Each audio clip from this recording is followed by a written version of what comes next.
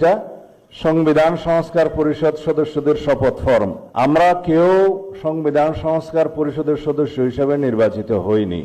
আসসালামু আলাইকুম রহমতুল্লাহ। প্রিয় দর্শক, আপনার স্ক্রিনে দেখতে পাচ্ছেন সংবিধানে না থাকায় সংবিধান সংস্কার পরিষদের শপথ নেন বিএনপির এমপিরা।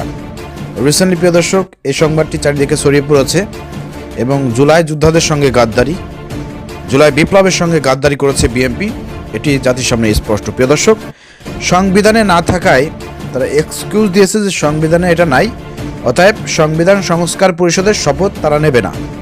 প্রিয় দর্শক, আমি সালাউদ্দিন আহমেদ স্যারের এই জবাবটা, এই প্রশ্নের জবাবটা হবে এরকমের যে সংবিধানে না থাকায় যদি সংবিধান সংস্কার পরিষদের শপথ বিএনপি না নেয়, তাহলে এই প্রশ্নটা আমরা করতে চাই যে এই যে নির্বাচনটা হলো 12 তারিখের যে নির্বাচনটা হলো, এই নির্বাচনটা কিসের ভিত্তিতে হয়েছে? সংবিধানের কোথায় লেখা আছে এই আপনার 26 সালের এই 12ই ফেব্রুয়ারি বাংলাদেশে একটি ত্রয়োদশ জাতীয় সংসদ নির্বাচন হবে? কিসের ভিত্তিতে, কোন সংবিধানের ভিত্তিতে এই 12 তারিখে নির্বাচন হয়েছে?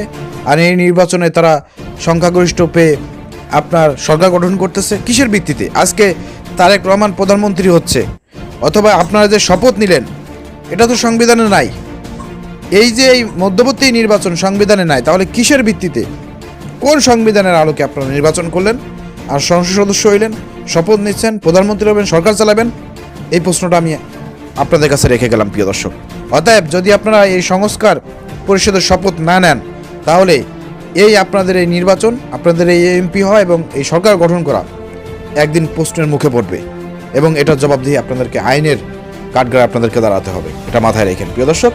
অন্যদিকে আর একটা নিউজ ছড়ানো হচ্ছে যে বিএনপি যেহেতু আপনার সংবিধান সংস্কার পরিষদের শপথ নেয় নাই, জামাত তাহলে কোনো শপথই নেবে না, এরকম একটা নিউজ কিন্তু চারিদিকে ছড়িয়ে পড়েছে। তো সেক্ষেত্রে আমি বলতে চাই প্রিয় দর্শক, না, এটা সত্য না। আপনারা স্ক্রিনে দেখতে পাচ্ছেন রিসেন্টলি বাংলাদেশ জামাত ইসলামী তারা শপথ নিয়েছে, তারা দুইটা শপথ অলরেডি নিয়েছে।